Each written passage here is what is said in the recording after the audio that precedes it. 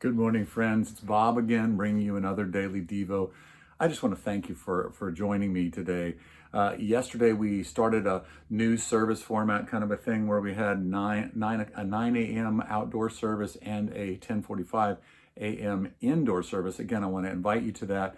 Just another shameless plug with regard to those different things. Now, not yesterday, but the week before, I actually spent a little bit of time in 2 Corinthians chapter 11. And Paul talks about this one thing in 11 where he talks about Satan masquerading as an angel of light. And as I reflected on that and what might we need to look at and examine a little bit more just to bathe ourselves in the truth of that is that we need to understand that our uncensored acceptance of trash into our minds, it hurts us, it hurts our walk with God, and it takes us away from God's direction. And so I want to just explore that for a little bit. And the word that I have that sort of comes to my mind with this, that I think that Paul would say to the Corinthians is, you guys, you're gullible.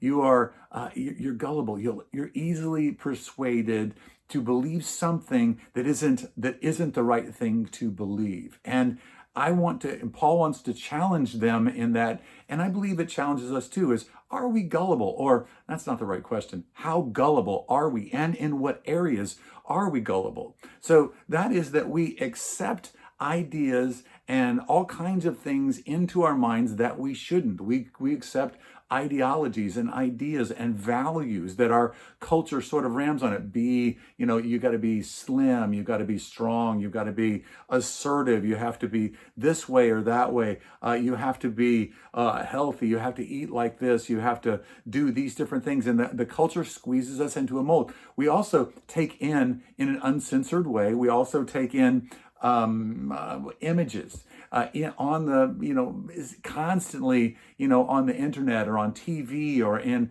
video games or anime or all kinds of things like that. Yes, I just stepped on some of your toes in saying even anime, but we take in all kinds of images that do things to us. We take in all kinds of programming that do things to us, and we let our culture determine what we see rather than us determine what we see. Now, I think this is a lot like the Trojan War. Remember where the Greeks actually were not able to make a siege of the city of Troy in any kind of real effective way. And so what they did was they had a ruse. They created this giant wooden monument, this horse that they gave, that they just left at the gate of the city, and it looked like that the troops were all out away, and that all the ships had gone, and all these different things. And so what ends up happening is then the story that the Trojans basically think, yay, we won the war. The Greeks are finally done with this whole thing. They party hardy that they take the gift inside the city walls, and lo and behold, as after everybody's asleep, after everybody's party hardy, then the Greeks pop out. A few Greeks that are inside of that thing pop out, open the gates, and it's all over. Troy is destroyed. And this kind of dynamic happens when we gullibly, in an uncensored way, accept the input that our culture is driving into us, that our culture is just putting in. And as we saw a couple of weeks ago, it can look like a dandelion. It can all look super sweet, or sometimes it doesn't even actually look so sweet, yet we gullibly actually take these things into our minds. And when we take these things into our minds, it creates over time a house of thoughts, a stronghold, as Paul has said in 2 Corinthians chapter 10, verse 5, that we have these strongholds, these houses of thoughts, and these houses of thoughts are subtly taking us away from God. They're taking us out of the direction of God instead of toward Him. They're taking us away from His goodness, away from His gifts, away from His care, His lightness, His joy, all these things, all of these houses of thoughts, they take us away. All of these thoughts have a directionality to them. Think about that for a second. Thoughts have a directionality about. They're not benign. Every thought is taking you somewhere. Is it taking you in the direction of God, or is it taking you away from that? Now, I got to confess something here that Becky and I, we just like everybody else have binge watched a lot of things. Some things good, some things bad. But we binge watched a TV program, and I'm not going to say what it was, but it was incredibly violent, and a current day story that was incredibly violent. And the story kept hooking us in because it was so interesting with so many twists and turns. And it's like, well, let's just keep watching this. And we watched it.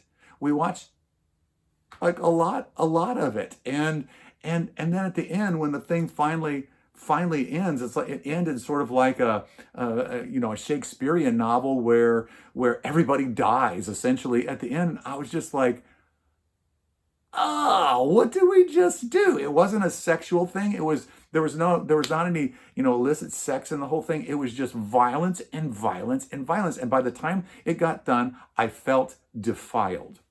I felt it dragged me down. I had a couple of nights of crazy bad dreams, not some nightmares, but just these absolutely twisted things. And I had been ingesting trash. I had let these things come into my world in an uncensored way. I didn't determine that. And it took me to a very low place. I think you have had this happen too.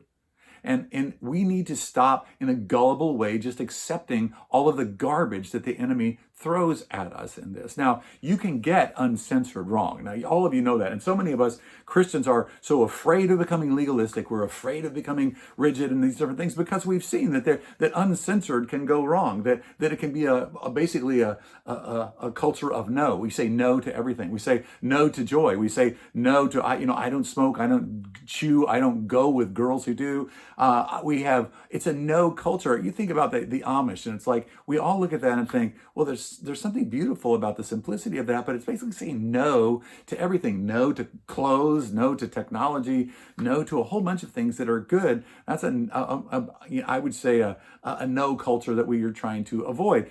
You could also say this of sort of more fundamentalist, ultra, kind of fundamentalist Christianity, that it's just no, no, no, no, no. It's no to everything. And in the end, it's not just no to dancing, it's no to fun, it's no to joy. And so we've knowed ourselves into a joyless place. So you know that you can get uncensored wrong, but you can also get uncensored right. And we have to replace bad ideas with good ones. And so we have to replace bad images and bad programming and bad values with good ones. And so it's going to be customized to each one of us. Each one of us has got to go with God in terms of the Spirit will show you what you need to start to edit. But you might actually want to, talk about this with people that love you, perhaps that people that love you that are more mature, and say, hey, I've been watching this, I've been taking in these different things, and all these things, I just feel like I'm being dragged down. Well, it's like, then replace it. You can't get rid of a bad habit. You can only replace a bad habit. You can't get rid of bad content.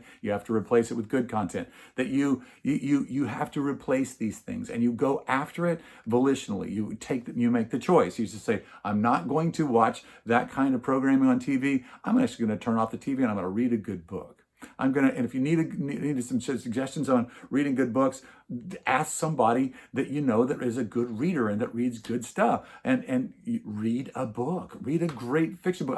I listen to and read Clive Cussler, bang 'em up, shoot 'em up, but it's all comic book kind of stuff. But I read these Clive Cussler novels, and they are a hoot. They're fun. I call them just brain candy. There's something that I do. It demands nothing of me. It doesn't defile me. It doesn't do anything like that. And I read those things because they're fun. Customize these things for you, but notice where you're gullible, and then go and replace those things, that trash, with good things, because God has given us all kinds of good things to think on and to invest in. That's the word that I have for this morning. Don't be gullible. Don't accept trash in an uncensored way, but filter everything again through God's word. Filter it through who Jesus is, and invest in those things that actually are building you up instead of tearing you down. I love you. I'm with you in this whole weird pandemic quarantine. I'm so glad that we were able to walk this together. I'm praying for you. God bless you, and have a terrific day.